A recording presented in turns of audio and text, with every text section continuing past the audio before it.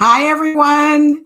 Thank you for joining. I'm your host, Kim, and welcome to the village. This is Conversations with Kim. And I got to tell you, I need to kind of pull it back a little bit. I already know that I'm super excited and I'm trying to dial it back. But on the inside, I'm like that little emoji girl when she's like this. So I'm just letting you know right now that I need to dial myself back because I am super excited about what's going to happen today. So we have been planning to have this guest, this rock star guest, woman of influence, for a couple of weeks. And let me tell you something. Anytime there's going to be a major deposit in people's lives and there's resistance or there's challenges, you already know it's something worth the wait. And I'm telling you right now that our guest tonight is worth the wait. If you have been waiting here with us and you've been anticipating this, I've been anticipating, and I kind of know a little bit about the content, but I want to hear it all over again because you can never get enough of financial advice. So today's topic is assessing your financial future.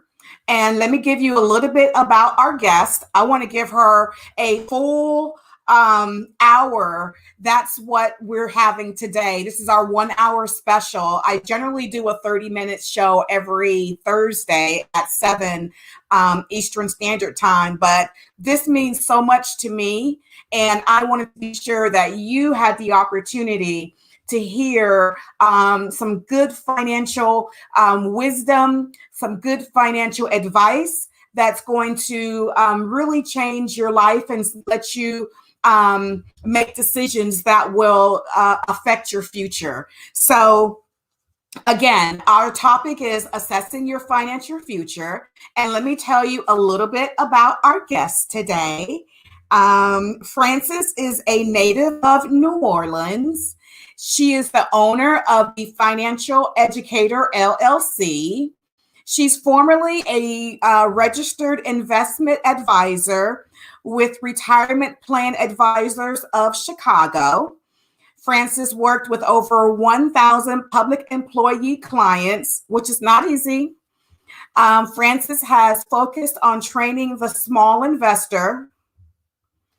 And Frances is a no-nonsense coach. Listen, if you want a real coach, this is the one that you need because she's a no-nonsense coach that will move you to the next level in your financial journey. And I am a witness. I don't promote what I don't support. And I am she is my coach. So I do want to go ahead and welcome to the village Frances Smith Dean. Hi, Kim. Thank you so much for this opportunity. And I want to thank the village. Thank you guys for welcoming me today so that we can get deep down into what's going on in the economy. Make sure you have your pencils and paper. For those, some of you are familiar with my method of teaching. So I have a little extra lagniappe, as we say from Louisiana. So let's delve into our agenda. So Kim did introduce me, and my name is Frances Smith Dean. I'm the executive director of the Zan Wesley Holmes Jr. Community Outreach Center in Dallas. And I am also an adjunct mathematics professor at Dallas College at the Richland campus location. I own the Financial Educator, and yes, I'm formerly a registered investment advisor with Retirement Plan Solutions of Chicago. And I work mainly with public employees, that's teachers, firemen, also police. So our first term for today is the fourth industrial revolution. And as we start going through these terms, you're going to understand why assessing your financial future is going to be important. In this fourth industrial revolution, we have a breakdown of trust, we have persistent conflict, and we have a lot of polarization. And you can see the effects in our economy. Well, this today we have two major events that are happening simultaneously that relate to this fourth industrial revolution. Two major events. The events are innovation cycle in finance, and the second event is the life cycle of money is coming to an end. So you're going to learn about two events, and then you're going to get some things that you can do to prepare. Now, it's not a bad thing if you're from Louisiana, we always prepare for hurricanes. So when hurricane season comes, we prepare. We know to have extra food, some cash on the side. If you have to leave, we know to fill up our cars. Look at this as a hurricane. Look at this as your ability tonight to begin preparing. Don't look at this as catastrophic, because sometimes when things shift, it's a good thing. It's not a bad thing. And so you've been hearing about the shift. The shift. Well, guess what? The shift is here. So the shift begins with the innovation cycle. What is innovation? Innovation is the process of creating new technologies and using them in the economy. The technologies help produce things that are cheaper, faster, and better. So this innovation cycle that we're in, it is going to create things to be cheaper, faster, and better. What are those things that they're creating? They're creating the Internet of Things, artificial intelligence, robotics, and blockchain. So one of these items here in this innovation technology, we're going to see certain old systems are going to die, and these new systems are going to contain either the Internet of Things, artificial intelligence, robotics, and blockchain. So let's look at the industries now that are going to be affected by this disruption. Healthcare, customer service and experience, banking, financial services and insurance, logistics, retail, cybersecurity, transportation, marketing, defense, and your lifestyle. So what you have to understand is this. When will these disruptions begin to happen? Well, we're already seeing it. We're seeing it in hospitality and tourism. We're seeing it in retail. We're seeing it in healthcare. We're seeing it in banking, finance, and insurance. We're already experiencing it. Well, what they're saying is by 2030 now, these industries will be fully scaled in. But personally, I think the industries will be scaled in earlier than 2030. I think we'll see the industry scaled in by 2025 fully. So if you are working in any of these industries, understand tonight, assessing your financial future now is going to be important because of the disruptions that are already here. It's not coming, it's here. The disruptions are here, and it will affect you. So, why am I saying this? Because in finance, we have what is known as a central bank digital currency. If you notice, the Federal Reserve and MIT, the Federal Reserve of Boston and MIT, they're introducing a new way to do finance. But what you also need to know, write this term down, the U.S. Faster Payments Council. So what is the U.S. Fastest Payments Council?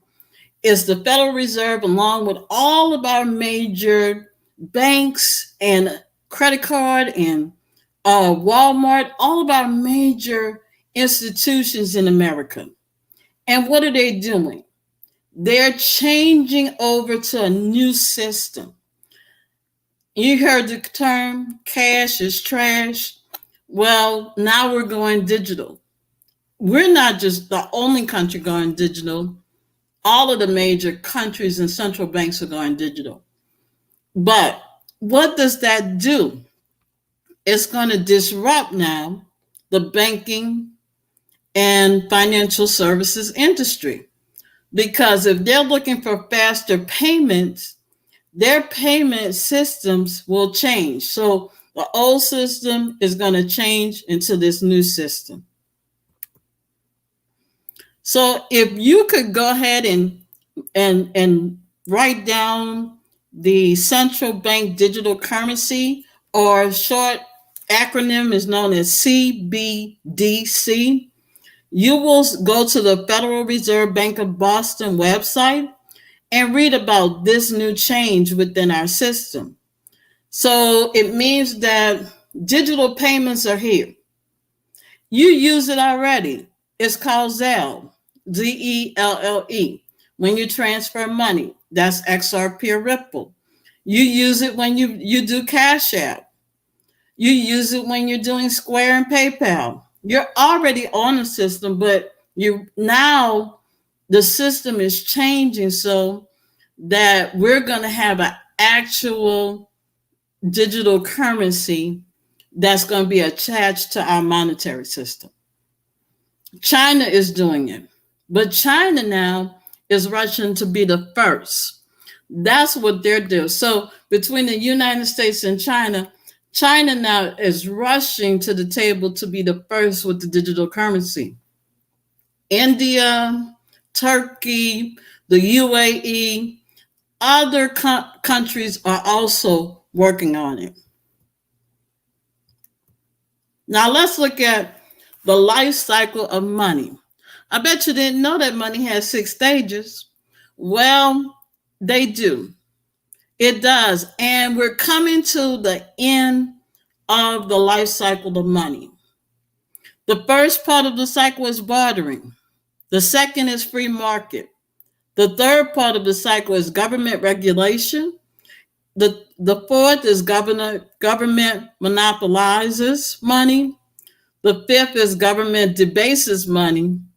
And then the sixth is when we have no confidence, and then there's a reset. So today I want to say to you all, we are preparing for the reset. We are preparing for the reset. So all you have to do is this. Look at the IMF. Google or write down the statement, the Great Reset. And you'll see that the IMF and the World Bank both have been dealing with how we're going to have a global reset. Well, it's because the US dollar is the world reserve currency, and it's not that the dollar is going to go away. We're always going to have the dollar, but its life cycle is coming to an end. So what does that mean? And how do I know? So let's start with how I know. We're in stages 4, government monopolizes money, and stage 5, government debases money. Both of those stages are happening at the same time. Here's why I'm saying. In government monopolizes money, it's all about policy. And it's about 2 policies, monetary and fiscal. Chairman Powell already gave us the monetary policy. He said that he was going to do everything in his power, the Federal Reserve, to do what? Create inflation. So they're committed to that. And that's another sidebar that we talk about later. But know that monetary policy is already in place. We are currently waiting on fiscal policy. Who controls that? Your House and your Senate and the president. We're waiting on them to make a decision on stimulus. These 2 things now are happening right before our eyes. And that is a part of that fourth stage of before the collapse. Also, what's going on is the fifth stage. Government debases money. Currently, government is debasing money. Why? Because we don't print like a couple of million a bit. We print trillions of dollars. That printing press is going day and night. And we're printing money and printing money. And because we're printing money, guess what it's doing? It is affecting our purchasing power. The dollar is king still, but the cost of goods and services are expensive to us. What has happened is we could go to the store and we may be able to, we were at one time able to buy a 2-liter drink, let's say for $1. Now we're buying it for $1.50, $2. And guess what? That 2-liter has shrunk. So when we look at what's going on, the final stage in the life cycle of money is just no confidence. When we get to no confidence, guys, it's going to be a reset. So let's go over the stages again. You see where the red arrows are. That's where we are in this cycle. Barter is the first stage. And I want you to look it up for yourself. There's nothing that you can't look up and research for yourself. Why? Because you need to understand what I'm discussing with you today. So first, we begin with stage 1, a barter market. Then stage 2, a free market. Well, our free market left. We don't have that anymore. Then government regulation market. Government monopolizes money. That's where we are now because government has 2 policies that controls money, fiscal and monetary. The monetary policy has already been put in place. Now we're waiting on fiscal. Government debases money. Government has been printing. When you go back to 2008, it was called quantitative easing. They had to print money there. Now we're printing money again. And then the final stage is no confidence. Now you can understand why things are happening the way they are. And I'm going back to the slides. See, we're in the innovation cycle. Remember, innovation is what? The process of creating new technologies and using them in the economy. And these technologies help produce things cheaper, faster, and better. Then I said what those technologies are: Internet of Things, artificial intelligence, robotics, blockchain technology. I said to you all this: there are 10 industries that will be or currently disruptive. Healthcare, customer service and experience, banking, financial services and insurance, logistics, retail, cybersecurity, transportation, marketing, defense, and lifestyle. And my source for this is Toolbox Tech. Toolbox Tech is the source, and you can read it for yourself. I said to you, the big corporations, as well as the Federal Reserve, have created a new payment system. It's called U.S. Faster Payments Council. Why? The chart that I showed you about the cycle of money, they know that chart very well. They already know policy and the debasement of the currency will have to lead to a new system. Okay? And so they know that. So here, they're ahead of the game. They have already created a what? A digital currency. They've already created it. They've already created it. And guess what? You will see it coming soon in 2021. This digital currency you'll see it coming very soon. I also told you not just the US, China, Turkey, the UAE, other countries, the Bank of England, the ECB, the European Bank, they're all coming to the phase of having a digital currency. We talked about the 6 stages, the life cycle of money, the barter, free market, government regulation, government monopolizes money, government debases money. Then we come to the stage of what? No confidence. Well, I know most of y'all don't have confidence anyway in it, but you go to work for it. And I said, what is this doing? Right now, it is affecting your purchasing power. And it's affecting you more than other people because we have the world reserve currency.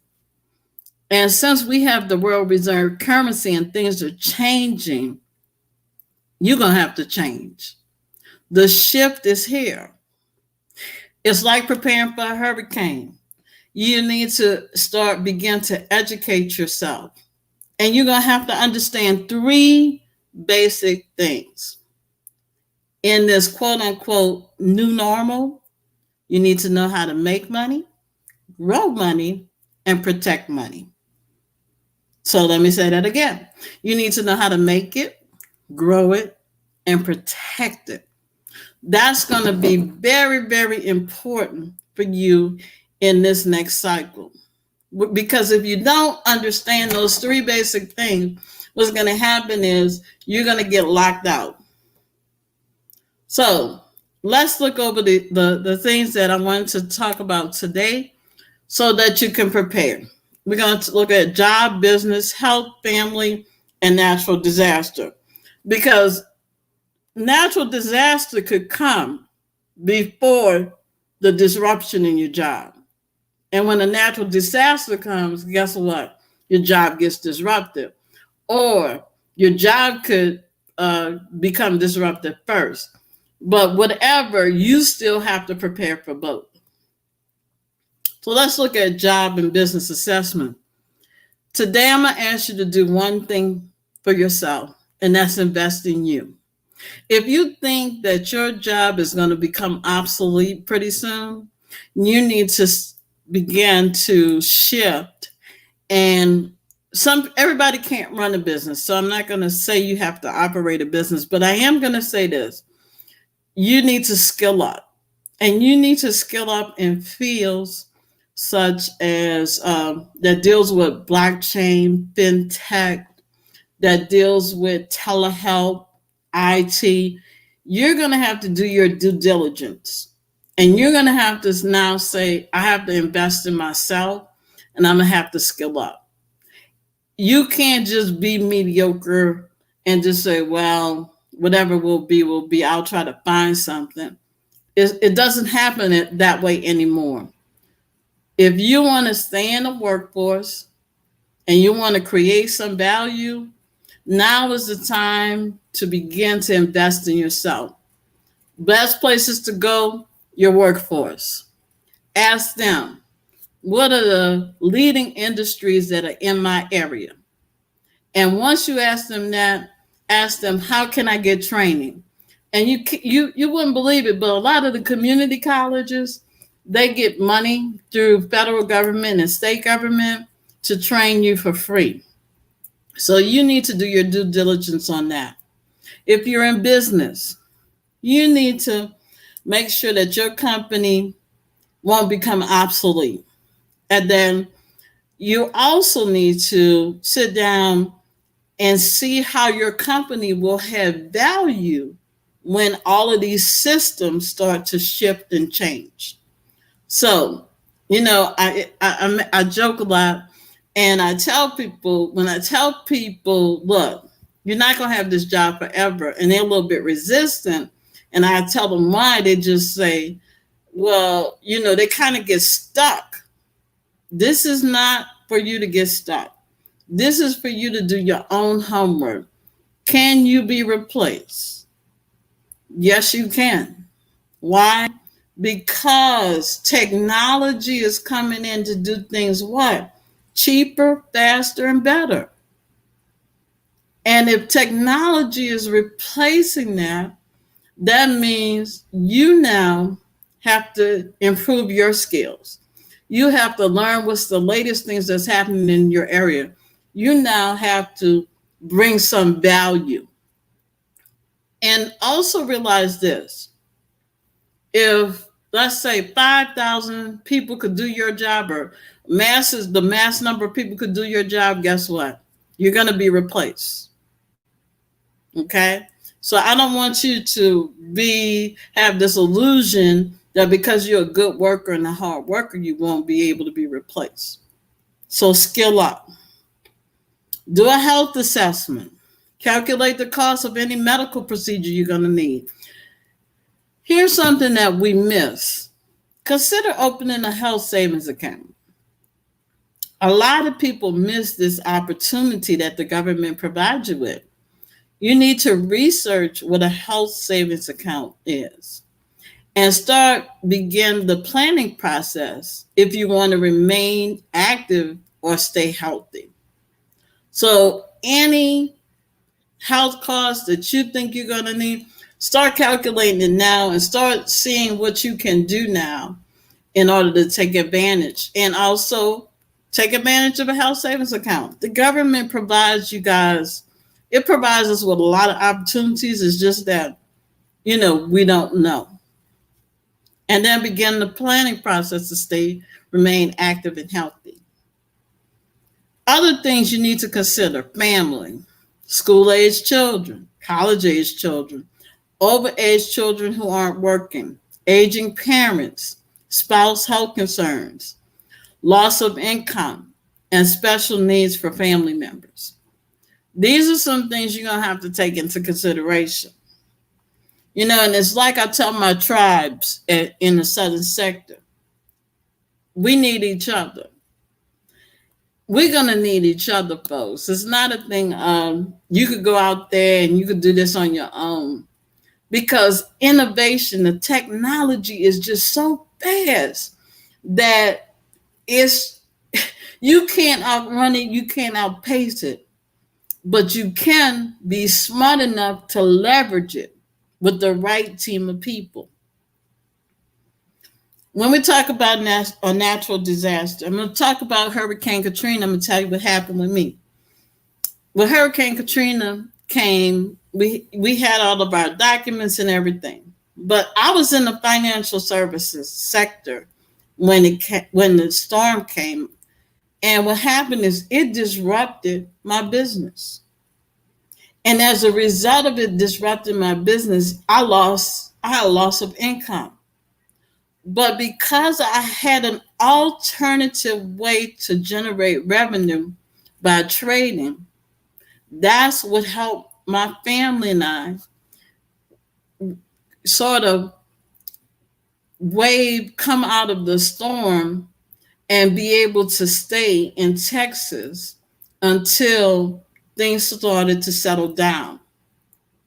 If we wouldn't have had that opportunity to have an alternative way to generate income, we may have had to, come back to Louisiana. Not that I don't love my state and my city, I do. But what happened is having that alternative way to generate income allowed me to now make choices. And that's all Kim is trying to do. Kim wanted me to speak with you all today because her goal was to make sure that you all had some options. You had choices. And having these choices now, loss of job is one thing. But natural disasters, they take everything out. We had 15 feet of water. It just took out everything. It was like war was declared. And you were like, you just were lost. You was in awe. And so I'm saying to you, even if a natural disaster comes, make sure you're prepared. Make sure you have alternative ways to generate revenue. Make sure you have some cash. Make sure you have your important documents together so that you can have options to do other things if you decide to move and not relocate back to your home area. So let's recap. And then I'm going to take questions. Kim, if they have some questions in the thing. Okay. So remember, guys, welcome to the fourth industrial revolution. You need to look this term up. Why? Because that's where we are in this time period. And in the fourth industrial revolution is really a technology and innovation cycle that is our driver in this revolution. But what's going on is conflicts, breakdown of trust. We're just having a lot of polarization in our society. I told you this information tonight is important because of two things. Now, they're more than just these two cycles, because we have weather, we have war cycles, we have other cycles within cycles. It's just that the drivers of the cycles are these two major things, and that's innovation as well as the life cycle of money. The life cycle of money is coming to an end. The innovation cycle of finance is the beginning. Okay, so if you need to understand how the two are related, innovation cycle of finance is beginning because why? We're not at mass adoption. But the life cycle of money, as we know it, the US dollar, is coming to an end. Will the US dollar be there? Yes, it will. It's not going anywhere. It's going to be there just like the other currencies. But when you look at the other currencies, the pound was the world reserve currency at one time, and we had other world reserve currencies, and they haven't gone away. But what's happening is, as our system is changing, we got to change. So it brings us to the innovation. What is innovation? The process of creating new technologies, using them in the economy, and those technologies help produce things cheaper, faster, and better. So let me say this to you all. For many of you, you're looking for government to create a job for you, or you're looking for politicians to create jobs. I'm going to say this. Nobody can do better for you than yourself. Don't put your trust in man. Put your trust in yourself. And as you put your trust and your hope in yourself instead of in a system, you're going to come out much better. These new technologies of Internet of Things, artificial intelligence, robotics, blockchain technology. I said to you, got the disruptors. Now look at Uber. Uber disrupted the taxi cab. Look at Airbnb. Airbnb disrupted the hotel system. So even though hotels are there were some disruptions. So we have 10 major industries: healthcare, consumer service and experience, banking, financial services and insurance, logistics, retail, cybersecurity, transportation, marketing, defense, and basically your lifestyle. Tooltech.com. Look it up. Research it for yourself, folks. I said to you, the big boys, they know about the cycle and they know about the systems. Guess what they created? The U.S. Faster Payments Council. That's what they created. The U.S. Faster. And you look this up. Why? You need to see who's involved. You need to see all of the major companies, all of the major banks, the credit card companies. They're all working together. So if they work together, you have to work together. Here, evidence, another piece of evidence. The central bank, the U.S. Central Bank digital currency, for short, is going to call CBDCs. So when you hear the term CBDCs, know that it's a central bank digital currency. So the Federal Reserve Bank of Boston announced the collaboration with MIT. I said to you this, in 2021, you will have a digital wallet and a digital currency. It's just going to come in, and you're not going to be able to fight it because you're going to need to have some access to capital. I also said that China and other countries are developing their digital currency. Then we talked about the 6 stages in a life cycle of money. The red arrows tell us everything. It tells us what? The government, we're waiting on government policy right now. We already have one, monetary. We're looking for the second one, fiscal. Monetary, the chairman always said, he said it today again. They keep saying, we're here for the long haul. We're going to do whatever we do. We're going to do whatever we can do to create inflation in the economy. We're waiting on fiscal. Fiscal is going to say what? This is how much we need, and this is who it needs to go to. But guess what? It's debasing the currency. And then after it debases the currency, people won't have confidence. Because I want y'all to think of it like this. Think of it this way. Say, okay, if I give everybody $1,200 and there are only 60 brand new pairs of Nike tennis shoes, but you got 1,000 people with $1,200 trying to go get the Nike tennis shoes, guess what's going to happen? The price of those tennis shoes is going to go up. So that supply in for the goods and the services, they're going to go up, which is going to create the inflation. Because why? Everybody got dollars. So since everybody has dollars, guess what? The pen you buy, the milk you buy, everything you purchase is going up. And that's how the inflation is created, because we're putting that money back into the economy. Then once that happens, then we don't have confidence. And then that's when the reset comes. But here's what I'm telling you. Prepare yourself before it. Prepare yourself before the reset. Start having the conversations with your family. Start educating yourself on what you need to do. Because there's a wealth of information out there that you can begin the process now. I said, how does it affect us? It affects us with purchasing power. The purchasing power of the dollar has gone down.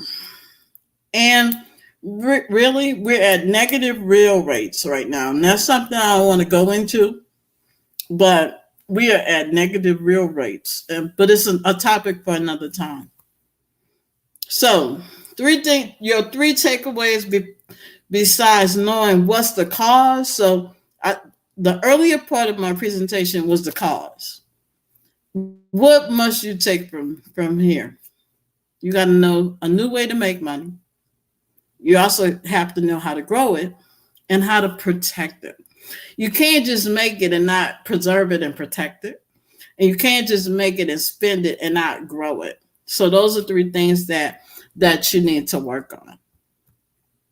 So I said the areas you need to look at is job, business, health, family, and prepare for the natural disasters and chaos. Now, let me talk about chaos. Chaos, let me tell you what happened to us in Dallas. One day, we were running out of gas. The pumps were empty. And I mean, people, the lines were out the Wawa. That's what I mean by chaos. Something just as simple as gas stations running out of gas created chaos at the gas pump. So just little things. Don't let the little things, just be cognizant of little stuff. You understand? So that if something disruptive comes into the system, you're okay.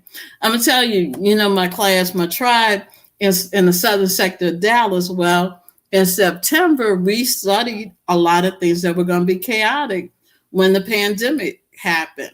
And so most of them were at home observing what was going on in the stores. And that's where you want to be. You don't want to have to be in the midst of a whole bunch of chaos. You want to sort of prepare a little bit, so that you could be at home watching the chaos. So I said, do a job assessment, invest in yourself. If you know, after looking at those 10 areas, and your job is in one of those areas, and you're not the boss, and you're a worker, your job can become obsolete. Invest in yourself now. Start learning a new skill, new trade. And don't tell yourself you're too old, and don't tell yourself, well, if that happens, it just happens. I'll make it somehow. Don't have that type of attitude. Be resilient. Just prepare a little bit at a time. You don't have to take the whole thing, but you might find yourself being able to present more value than what you think. I said, if you have a business, you need to see if your business is going to be relevant, if your business is going to be of value and needed. You need to make those assessments. I said, make a health assessment. Calculate the cost of medical procedures now. Also calculate the cost. You need to look into health savings accounts. And you need to begin the planning process to remain healthy and stay active. I said also assess families, school-aged children, college-aged children, over-aged children who aren't working, aging parents, spouse health concerns, loss of income, and special needs for family members.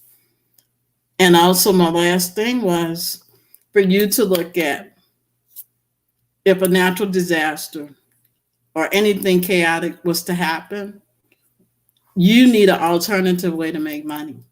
So I want to thank you for listening to me today. I want to thank Kim for allowing me this opportunity to be with her today.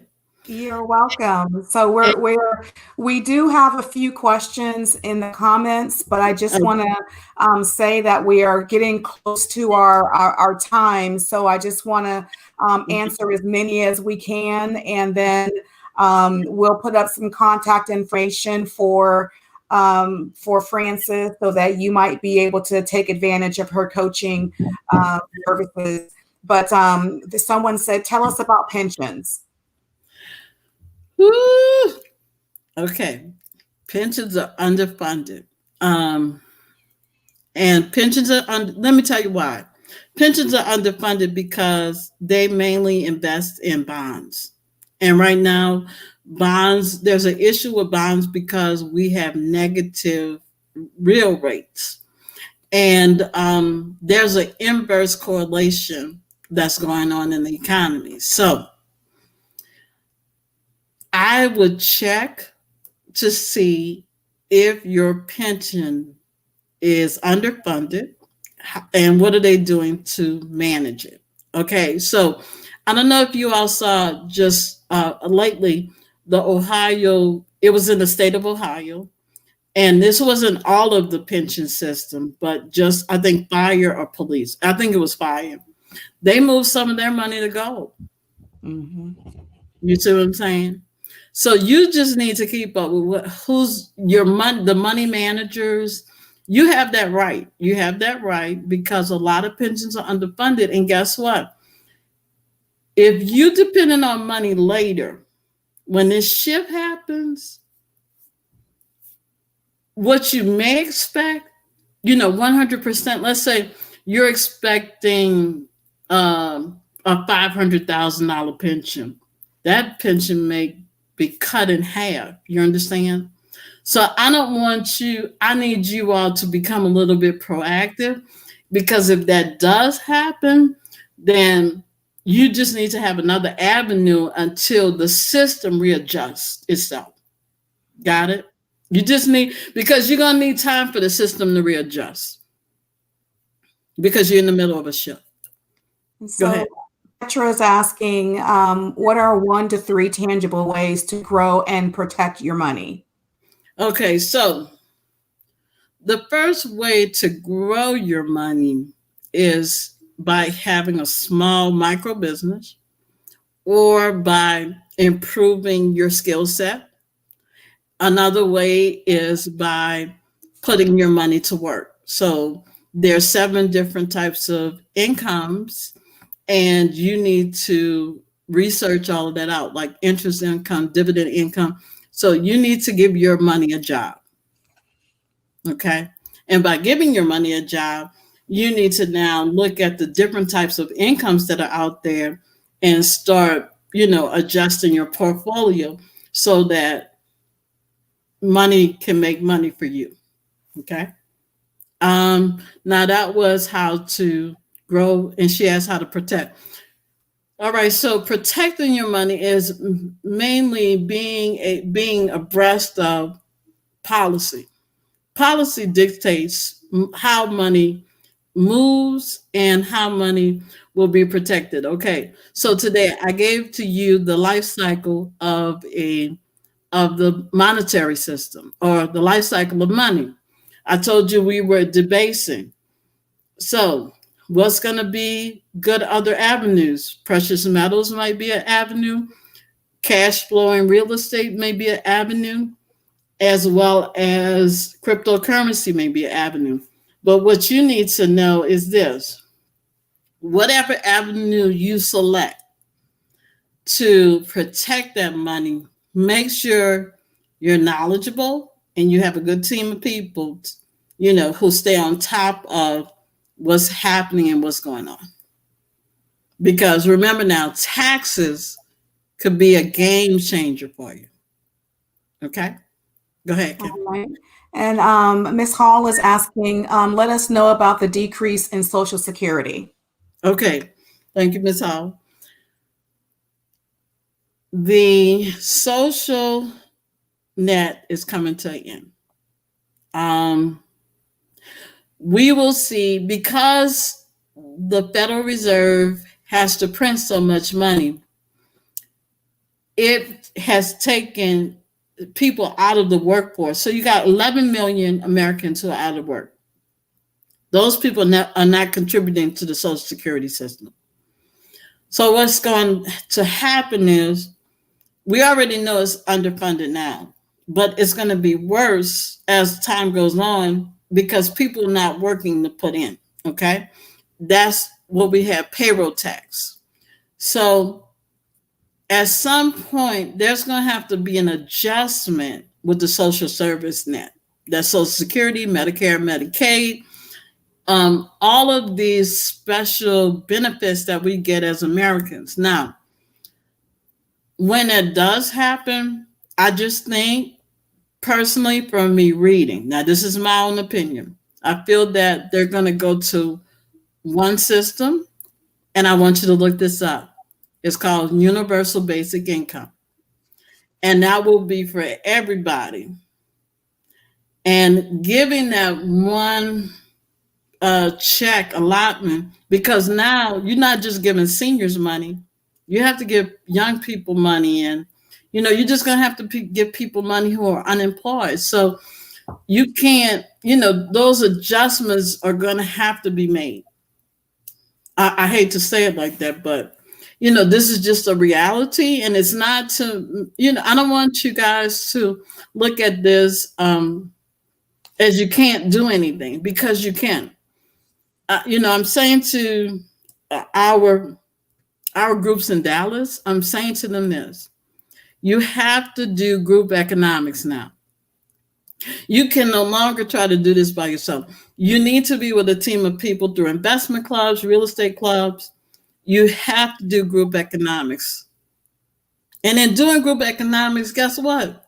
You leveraging people's time, knowledge, expertise. You're going to get there faster. You're going to move faster with a group than you trying to move now and figure out what to do with Social Security.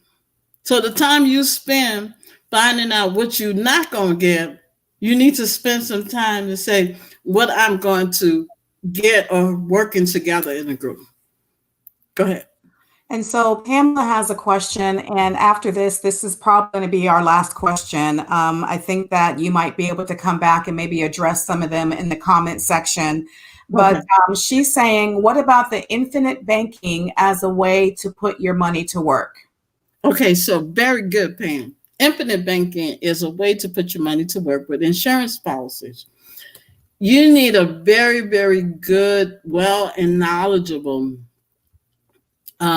person who deals with whole life, universal life, or variable annuity life, variable life, because infinite banking can be one of those alternatives for you to grow, protect, and leverage your money.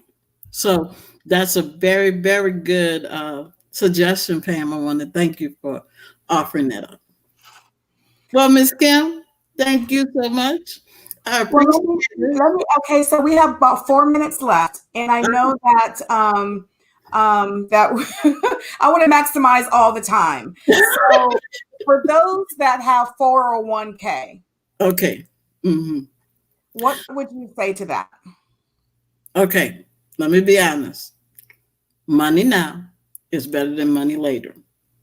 If you need to invest in yourself, if you need to do something now, it is better for you to do something now with that money than later. Because guess what? That money might not be there. Or that money might be in a crash, and then it's going to take you what? Years to get it back. But guess what? You might not be working. So, you know, you need to seek out your financial advisor or your tax advisor. I want to say that. But because I don't want you to say, well, I was on Kim's show and she said money now is better than money later. I want you to sit down with a professional. And I want you to go over the list of your needs that I put in the script. And you need to say, look, I'm going to have this. What would be the best way for me to access money? Should I take it from this or should I take it from that? You need to have that conversation. But you need to also look at the things that assess now your job, your family, your health. You got to assess all those things first. Okay. And then sit down with a financial advisor and say, look, I have about $300,000 and I'm going to be in need of, let's say, some surgery. My insurance pays this, but I'm going to have a gap. Tell me, can I use my phone? Can I leverage it? Can I borrow against it? Or if you know that your job is going to become obsolete pretty soon, let's say in 3 years, go to your financial advisor, your tax consultant, and say, look, I need to invest in some technology because I'm learning to do this. And I'm going to start my business and my business is going to be on a even keel and it's going to help replace some of my income. You understand? But you need to have that. You need to do an assessment. You really need to do your assessment. Frances, thank you so much. Unfortunately, that's all we have time for today, but it has truly been very educational, very empowering. I just want to thank Miss Finney, Miss Hall, Miss Love for tagging your friends and family. I do encourage the rest of you to do the same. We have less than a minute. Frances, any final words? Yes. Let me tell you guys, we Americans, we Eagles. And when things get tough, when things get tough, we know how to get going and we know how to overcome. We are more than conquerors. And you know what? We could do this, but we need each other. So remember, we need each other and we can do this together. Thank you, Kim. Thank you. Just remember, everyone, silence creates distance and conversations with Kim builds the village. Thank you so much. Bye-bye. Bye-bye.